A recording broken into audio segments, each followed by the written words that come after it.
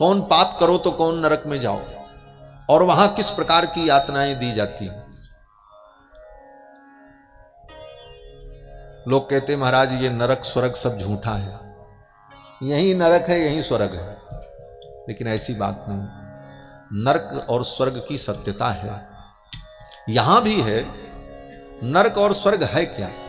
बोले पुण्य का फल भोगने के लिए स्वर्ग और पाप का फल भोगने के लिए नरक। और पुण्य का फल और पाप का फल, जो छोटे छोटे पुण्य हैं छोटे छोटे पाप हैं, उनका फल भोगने के लिए यहीं पर व्यवस्था है। जैसे व्यक्ति कोई छोटा अपराध करता है तो धारा 151 लगती है, तो क्या होता है? बोले सीधे सीधे थाने से ही जमानत हो जाती है, निजी मुचलका भर करके आप वहीं से छूट के चले आओ। लेकिन कोई बड़ी धारा लग गई, बोले तब जेल ही जाना पड़े, फिर तो हाई कोर्ट से ही जमानत होगी। उसी प्रकार जो छोटे छोटे पाप हैं उन पापों का फल तो यही जीव भोग लेता है, लेकिन जो बड़े बड़े पाप हैं उन पापों का फल यहां भोगना संभव नहीं। इसलिए उन पापों का फल भोगने के लिए जीव को नरक में जाना पड़ता है। क्यों? बोले यहां वो व्यवस्था नहीं हो सकती। क्यों? बोले जैसे किसी व्यक्ति ने एक व्यक्ति की हत्या की तो उसको यहां का न्यायालय क्या दंड देगा? बोले ज्यादा से ज्यादा दंड देगा तो मृत्यु का दंड देगा। बोले फांसी चढ़ा दो, आजीवन कारावास चाहे मृत्यु दंड। और जिसने 50 व्यक्ति की हत्या की, 100 व्यक्ति की हत्या की, बम विस्फोट कर दिया, हजारों मर गए, उस व्यक्ति को इस देश का न्यायालय, इस पृथ्वी के किसी भी देश का कोई कानून क्या दंड देगा? बोले यही दंड देगा, फांसी चढ़ा दो, इससे ज्यादा क्या कर सकते। तो जिस व्यक्ति ने 500 व्यक्ति को मारा उसको भी फांसी, और जिसने 5 व्यक्ति को मारा उसको भी फांसी, और जिसने 1 को मारा उसको भी फांसी। तो दंड बराबर कहां हुआ? ये दंड तो दंड नहीं हुआ। उचित दंड तो यह है कि जिसने 500 व्यक्ति की हत्या की उसका पाप ज्यादा है, उसको ज्यादा दंड मिलना चाहिए। और अधिकतम दंड आप मृत्यु दंड ही दे सकते हैं, उससे ज्यादा दे नहीं सकते। क्यों? बोले कई बार में आदमी मर जाएगा, दोबारा मारने लायक रहेगा नहीं। तो फिर उसके अन्य पापों का प्रायश्चित्त कैसे होगा? जिसने 5 व्यक्ति की हत्या की उसको भी मृत्यु दंड, जो 500, 5000, 5 लाख मारे उसको भी आप मृत्यु दंड ही दे पाएंगे, इससे ज्यादा कुछ नहीं दे पाएंगे। तो ये न्याय नहीं हुआ। न्याय तो यह है कि जिसने 50 व्यक्ति की हत्या की उसको 50 बार मरने के बराबर कष्ट हो, तब उसके पाप का प्रायश्चित्त हो। बोले ये व्यवस्था मृत्युलोक में संभव नहीं, इसीलिए भगवान ने नरक बनाया है। वहां ले जाकर के उसको उतना ही दंड दिया जाएगा, और जब तक उसके पापों का प्रायश्चित्त नहीं हो जाएगा तब तक उसे दंड देते रहेंगे। वहां व्यक्ति मरेगा नहीं। क्यों? बोले यहां के शरीर की एक सीमा है, यहां के शरीर की एक सीमा है। यहां सीमा से ज्यादा आप सुख नहीं भोग सकते, सीमा से ज्यादा आप दुख नहीं भोग सकते। इस शरीर से इसकी एक निश्चित सीमा है। इस शरीर से ज्यादा सुख भोगोगे संभव नहीं है। सीमा से ज्यादा सुख नहीं भोग सकते, शरीर सहन नहीं करेगा। और सीमा से ज्यादा दुख नहीं भोग सकते, शरीर सहन नहीं करेगा। अत्यधिक पीड़ा होगी तो व्यक्ति मर जाएगा। और बहुत ज्यादा सुख मिल जाए, बोले इच्छा तो बहुत है महाराज खूब खाएं रबड़ी, 1 किलो रबड़ी खा गए लेकिन अभी मन नहीं भरा, बोले और खा लो 2 किलो। बोले तब तो मरिए जाओगे, कुछ ना कुछ अनर्थ हो जाएगा। सुख भोग नहीं सकते, इच्छा तो रहेगी लेकिन शरीर की एक सीमा है। इसलिए अत्यधिक सुख भोगने के लिए स्वर्ग और अत्यधिक दुख भोगने के लिए नरक, और दोनों जगह पर अलग अलग शरीर प्राप्त होता है, उसको यातना शरीर कहते हैं। स्वर्ग में जो शरीर मिलता है सुख भोगने के लिए वो देव विग्रह, देव शरीर होता है, देव शरीर से सुख भोगते हैं। और नरक में जाकर के जो दुख भोगते हैं उसका नाम यातना शरीर है। वो यातना भोगने के लिए स्पेशल शरीर परमात्मा के द्वारा दिया जाता है, और उस शरीर की विशेषता होती है कि उसको चाहे काटो चाहे तोड़ो प्राण नहीं निकलेगा, दुख होगा। क्यों? बोले दुख भोगने के लिए ही मिला है, मर गया तो दुख कहां से भोगेगा? मर जाएगा तो दुख नहीं भोग सकता। इसलिए उसको यातना शरीर देकर के उसके सारे पापों का प्रायश्चित्त कराया जाए। कहते महाराज नरक बना करके भगवान ने तो बड़ा गड़बड़ किया। भगवान तो बड़े दयालु हैं, ये नरक भगवान बनाते क्यों हैं? बोले इस नरक बनाने में भी भगवान की दयालुता है। किस प्रकार से? बोले जैसे मां बच्चे के ऊपर दया करती है ठंडियों के दिन में बच्चे स्नान नहीं करते, छोटे बच्चे डरते हैं पानी से। तो माँ सोचती चलो आज नहीं कल, कल नहीं परसों। 2-4 दिन बीतते बीतते जब वो स्वयं स्नान करने को तैयार नहीं होते तब माँ उनको पकड़ती, कहती चलो स्नान करो। अब वो रोता है, चीखता है, चिल्लाता है। माँ गर्म पानी करके तैयार करती है, साबुन लेकर के बैठती है, रगड़ रगड़ करके उसको स्नान कराती है। वो चीखता है, चिल्लाता है, ऊपर से 2-4 थप्पड़ों मार देती। चुप रहो, तुमको नहाना पड़ेगा। क्यों? बोले मां के अंदर करुणा है कि अगर अब इसको स्नान नहीं कराया गया तो इसके शरीर पर गंदगी का मल इतना जम जाएगा कि इसके शरीर फटने लग जाएंगे, आगे इसको रोग उत्पन्न हो जाएगा, इसे पीड़ा होगी। इसलिए मां दया के परवश होकर कुछ क्षणों के लिए निर्दयी बनकर के कठोरता पूर्वक उसके मल को धोती है, सफाई करती है। उसी प्रकार भगवान देखते हैं इस जीवात्मा के ऊपर इतना पाप चढ़ गया है कि अब ये अपने से अपने पाप को नहीं धो सकता, इसलिए नरक में ले जाकर के उसकी सफाई की जाती, ब्लीच किया जाता है, धुलाई करके भगवान उसे शुद्ध कर देते, पवित्र कर देते। इसलिए नरक का निर्माण भगवान करते हैं। उस नरक के निर्माण में भी भगवान की करुणा है। जब नरक का वर्णन किया तो राजा परीक्षित डर गए। बोले महाराज इतना दुख नरक में होता है? अगर व्यक्ति ने पाप किया ही है तो नरक की इन यातनाओं से बचने का उपाय क्या है? तो सुखदेव जी ने कहा एक उपाय है। बोले क्या? बोले केचित केवलया भक्त्या वासुदेव परायणाः अघम धुन्वन्ति कार्ष्णेन निहारमिव भास्करः।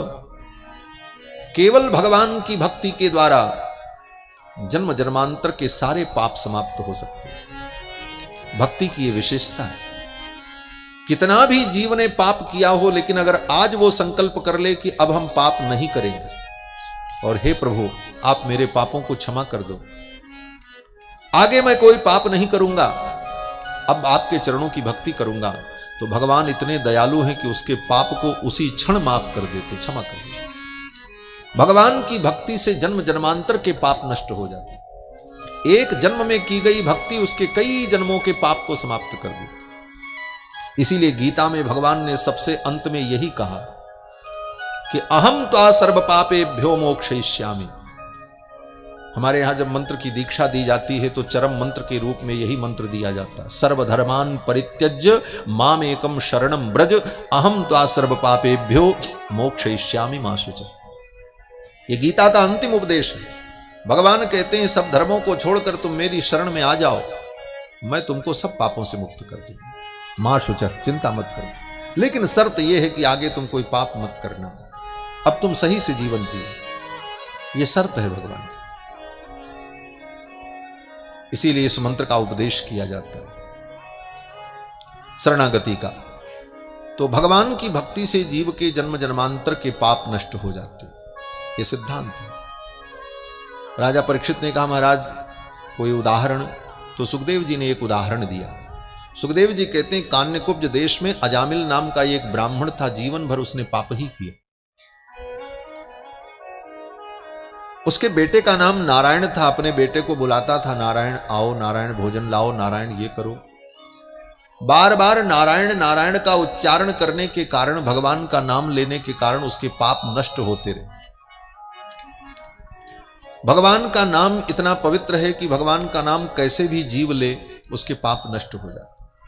संकेत में, परिहास में, मजाक में किसी भी प्रकार भगवान का नाम लिया जाए तो भगवान का नाम जीव के पाप को नष्ट कर दे।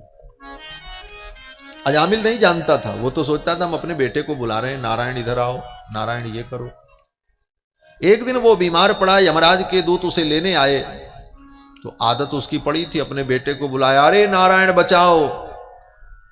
यमराज के दूतों को देखा और डर गया।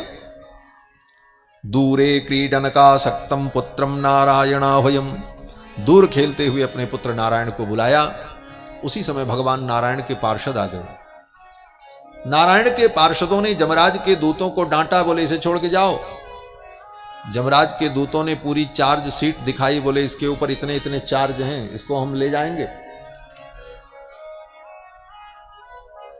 भगवान के दूतों ने कहा कुछ नहीं, इसने भगवान का नाम लिया है। जमराज के दूतों ने कहा इसने अपने बेटे का नाम लिया है। भगवान के दूतों ने कहा इसके बेटे का नाम तो 10 साल पहले नारायण पड़ा, लेकिन ये नारायण नाम तो मेरे प्रभु का सनातन नाम है अनादिकाल से, और भगवान के नाम की महिमा है, जीव कैसे भी भगवान का नाम ले उसका कल्याण होता है। अरे इतना ही नहीं, भगवान का नाम अगर सीधा ले तो कल्याण होता ही है, उल्टा भी ले तो कल्याण होता है। वाल्मीकि जी थे, उनको सप्तर्षियों ने कहा राम राम कहो तुम्हारा कल्याण होगा, तो वाल्मीकि ने कहा हम नहीं कह सकते। बोले क्यों? बोले हम तो जीवन भर मरा मरा किए हैं, सबको मारे हैं, ये हम नहीं कह पाएंगे। तो महर्षियों ने कहा तो ठीक है तुम मरा मरा ही कहो।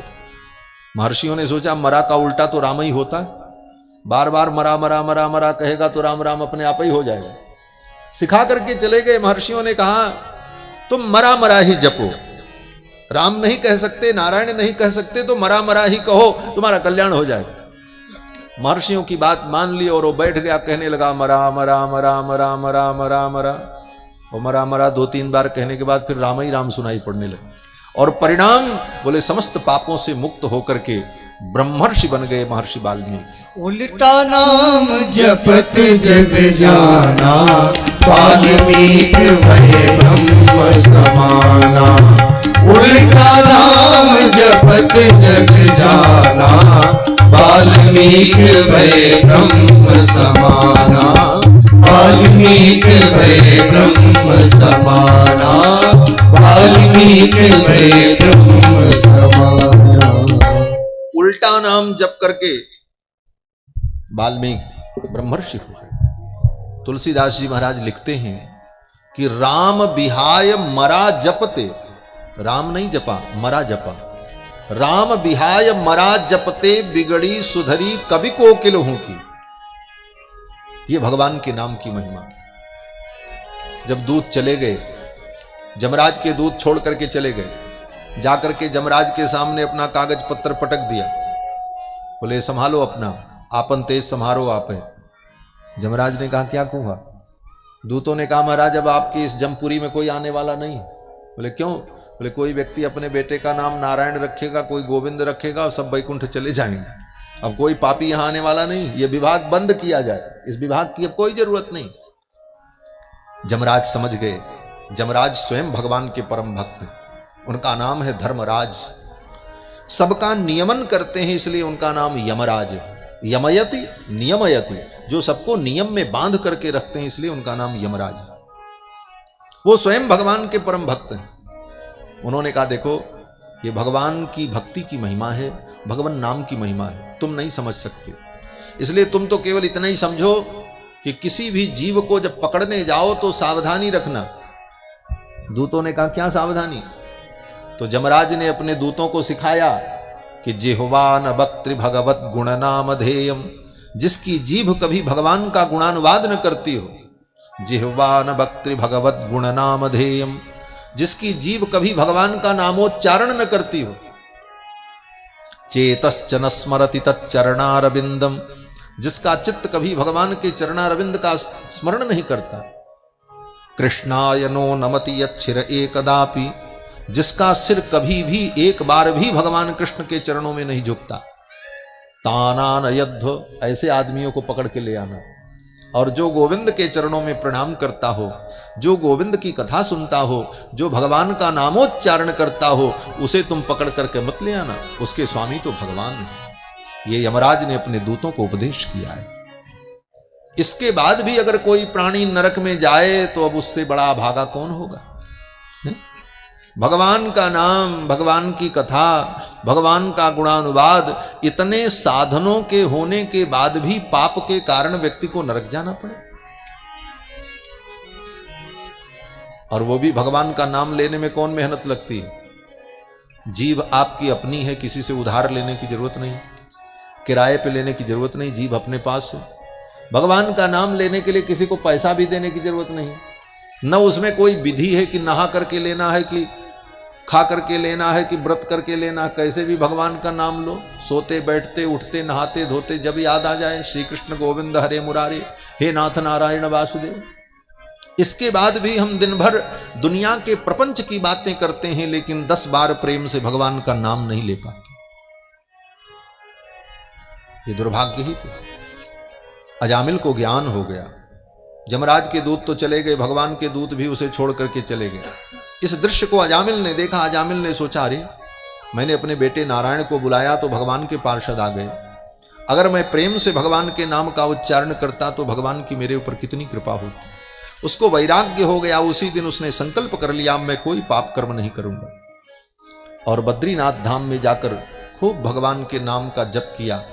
और इसी जन्म में, पूरा जीवन तो पाप ही किया था, जीवन के अंतिम उत्तरार्ध में, जीवन के समापन के अवसर पर कुछ दिनों तक भगवान के नाम का जप किया और जन्म जन्मांतर के उसके सारे पाप समाप्त हो गए और मरने के बाद उसे वैकुंठ की प्राप्ति हो गई। नरक की यातना से वो बच गया। इस कथा का यही सार है कि भगवान के नाम का खूब जप करो, और भगवान का कोई नाम छोटा नहीं, कोई बड़ा नहीं, सब नाम बराबर है। चाहे कृष्ण कहो, चाहे गोविंद कहो, चाहे राम कहो, चाहे नरसिंह कहो, भगवान के सभी नाम बराबर हैं, कोई नाम छोटा नहीं।